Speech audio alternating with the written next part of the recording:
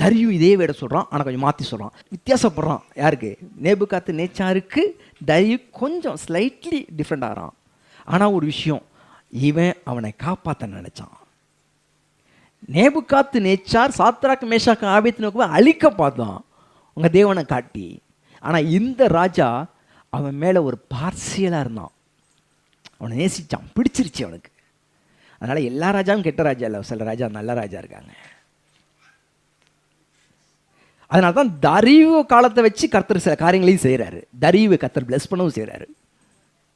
அவனை போல நேபுகாத்நேச்சாரை போல வைக்கோலை திங்க விடலை,